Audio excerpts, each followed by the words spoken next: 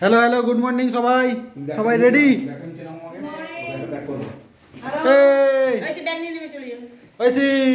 ভাই এখনো ঘুমাচ্ছে।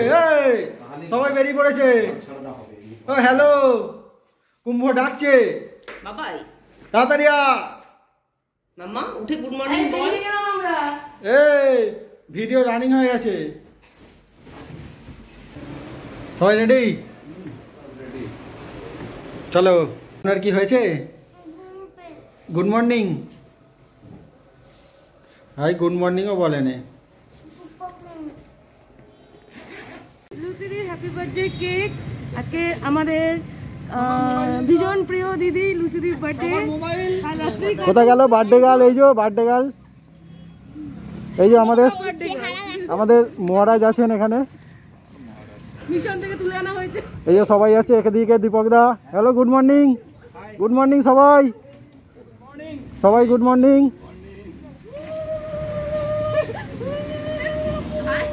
বাবা এখানে কেক দিয়ে বরণ করা হচ্ছে।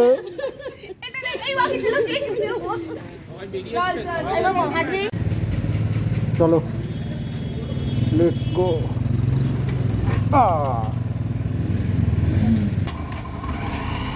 আগাচ্ছি। সকলকে আরও একবার সুপ্রভাত জানিয়ে শুরু করছি আমাদের ডে টু রাইড। আপনারা অনেকেই যারা আমার আগের ভিডিওটি দেখেছেন তারা নিশ্চয়ই জানেন যে আমরা আগের দিন ঔরঙ্গাবাদে স্টে করেছিলাম। তো সেখান থেকেই আমাদের আজকে যাত্রা শুরু হলো। এটা হচ্ছে রমেশ চক।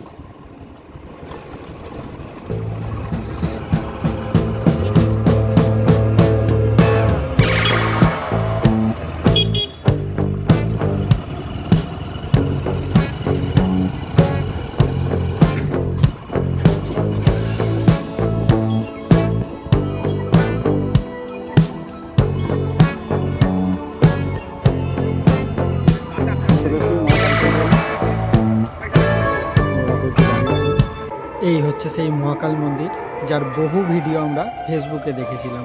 হর হর মহাদেব, হর হর মহাদেব, জয় মহাকাল। শুরু হলো বার্থডে সেলিব্রেশনের পর্ব।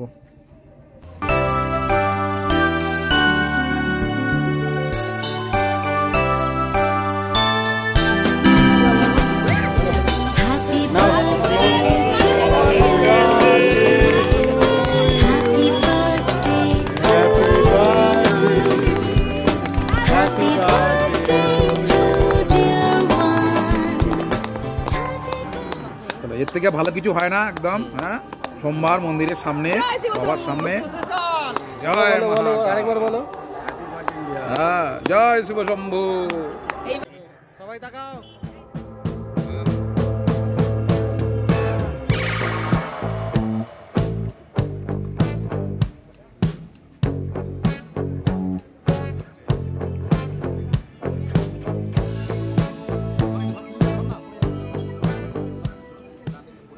এরপর এখানে উপস্থিত সমস্ত বাচ্চাদের কেক খাওয়ানোর পর্ব চলল।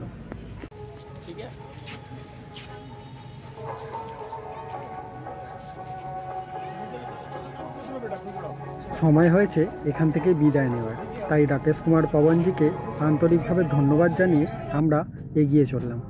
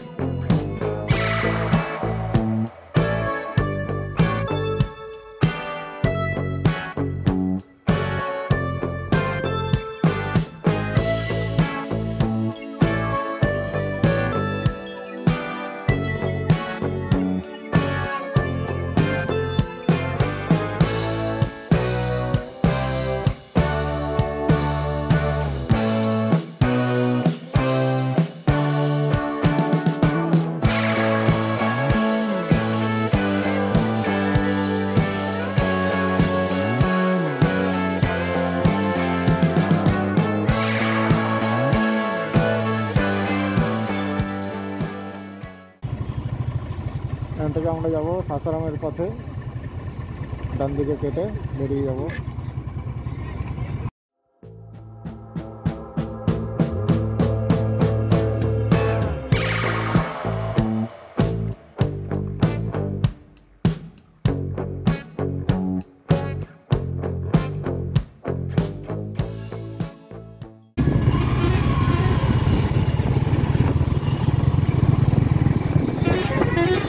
সাসারাম যাবে।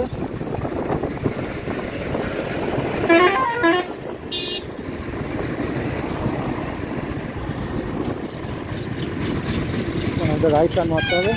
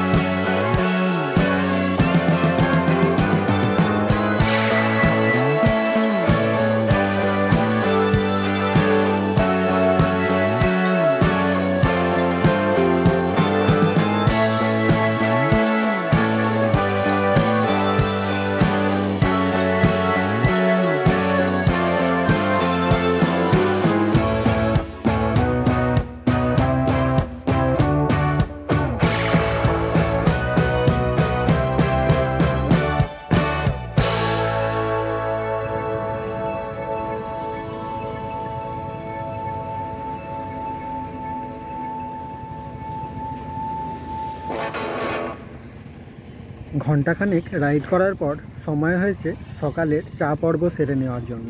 দাঁড়িয়ে পড়লাম কয়েকটি চা দোকান থেকে।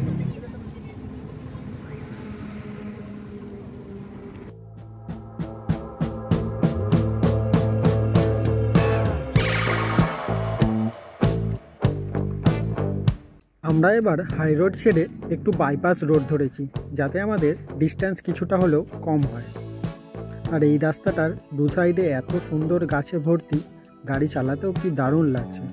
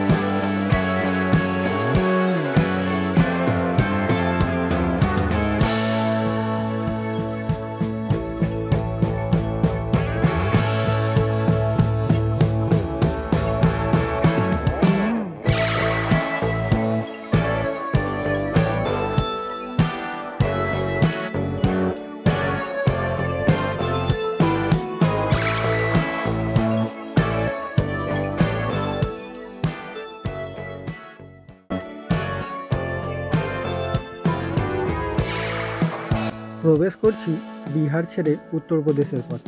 এই হচ্ছে বর্ডার এরিয়া।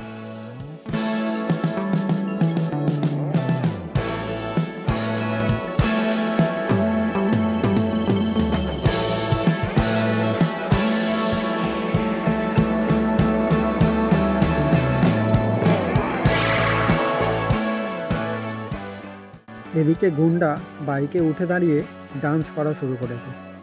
কখনো গান গাইছে, কখনো নাচছে, আলাদাই ভাইবস পুরো।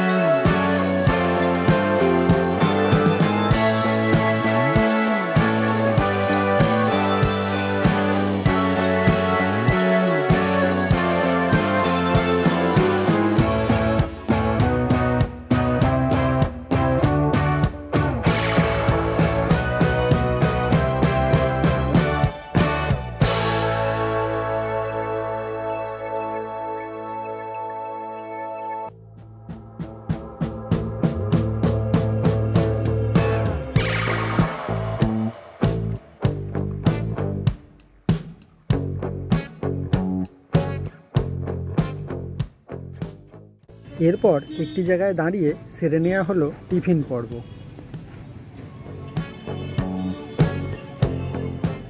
টিফিন পর্ব সেরে নিয়ে আবার যাত্রা শুরু হলো।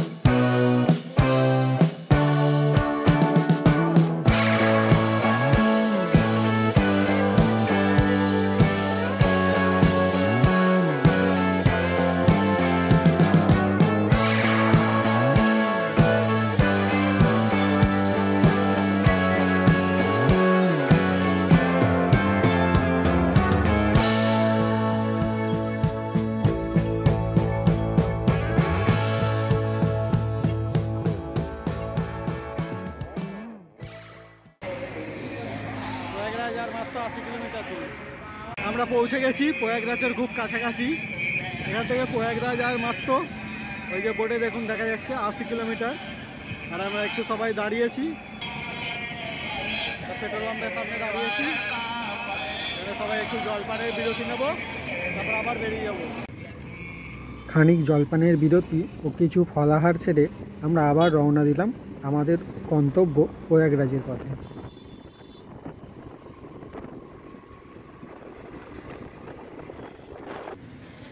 আরও 40 কিলোমিটার যাওয়ার পর আমরা একটু বিরতি নিলাম।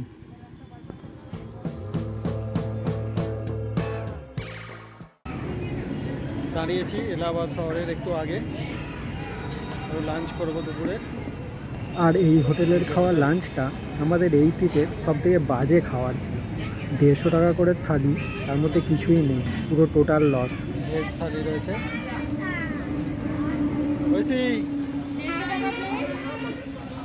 এক প্লেট ভাত, ভাতের সাথে রুটি আছে। আর যদি রুটি নিতে চাও, যদি রাঁধতে চাও তাহলে 1 প্লেট ভাত, সঙ্গে হচ্ছে আলু ঘ্যাঁট, এটাকে ওরা সবজি বলে, ডাল আর পেঁয়াজ, ঝরঝরে পেঁয়াজ। খেয়ে নাও। এত বাজে একটা লাঞ্চ খেয়ে সবাই মুখ বেজার করে আবার গাড়িতে উঠে বসলো।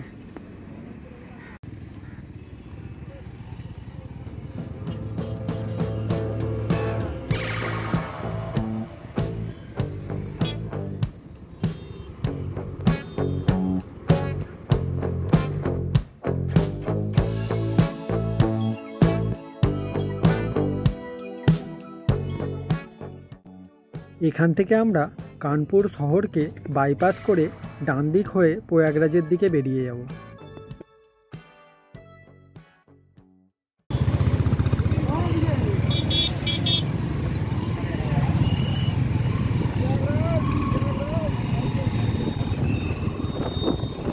ওয়েলকাম টু প্রয়াগরাজ, চলো।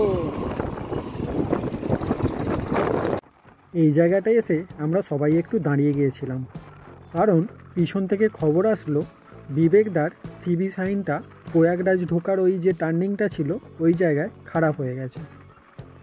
গোপীদা ফোন করে জানালো গোপীদা ও দীপকদা গাড়ি সারিয়ে নিয়ে আসবে আর বাকি টিমকে এগিয়ে যেতে বলল। তাই এবার বিবেকদার নেতৃত্বে পুরো টিম এগিয়ে চলল।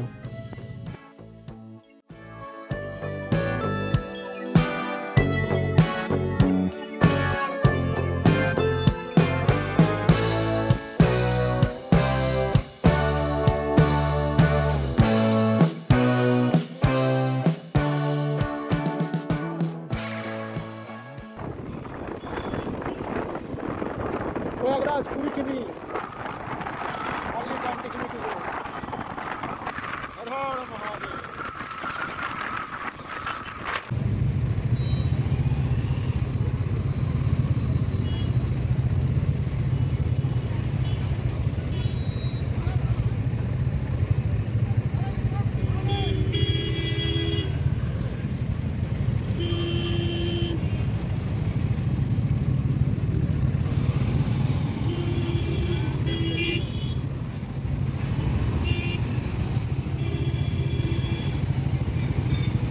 Thank you sir.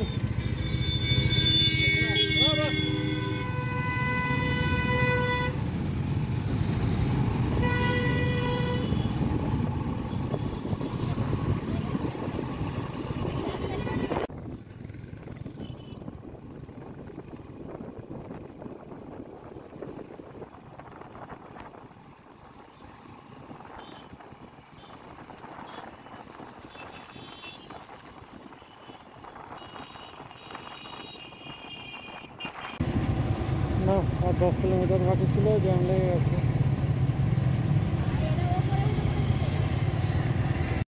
এত জ্যাম দেখে তারপর আমরা ফুটপাথ দিয়ে যাওয়া শুরু করলাম।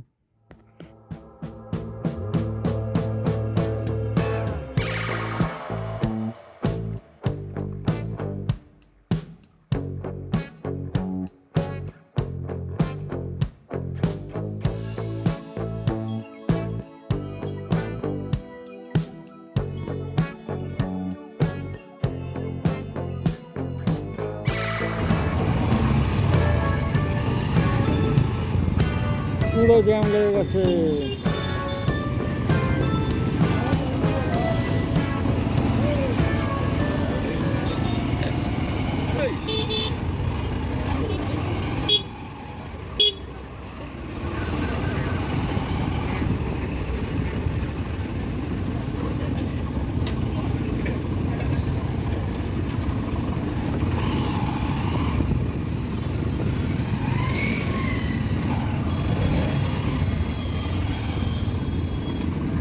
এই জায়গাটা থেকে আর কোনো 4 চাকাকে সোজা যেতে দিচ্ছে না, সবাইকে বাঁদিকে গিয়ে পার্কিং করতে হবে। শুধুমাত্র 2 চাকা এবং ভিআইপি ভিভিআইপিদের সোজা যেতে এন্ট্রি দিচ্ছে, তাই আমরাও চলে যাব সোজা। এই পার্টের ভিডিওটা এই পর্যন্তই রইল। নেক্সট পার্টটা জুড়লে ভিডিওটি অনেক বড় হয়ে যাচ্ছে, তাই সেটা আর জুড়লাম না। ভিডিওটি কেমন লাগলো অবশ্যই জানাবেন, আর ভিডিওটি ভালো লাগলে একটা লাইক তো করাই যায়, তাই না? আমাদের চ্যানেলে নতুন এসে থাকলে চ্যানেলটি অবশ্যই একবার সাবস্ক্রাইব করে দেবেন। নেক্সট পার্টের ভিডিওটিতে থাকছে কুম্ভের এই এত ভিড়ে কিভাবে আমরা বাইক চালিয়ে এগিয়ে গেলাম। ভিডিওটি সাথে থাকবেন। ততক্ষণের জন্য টাটা।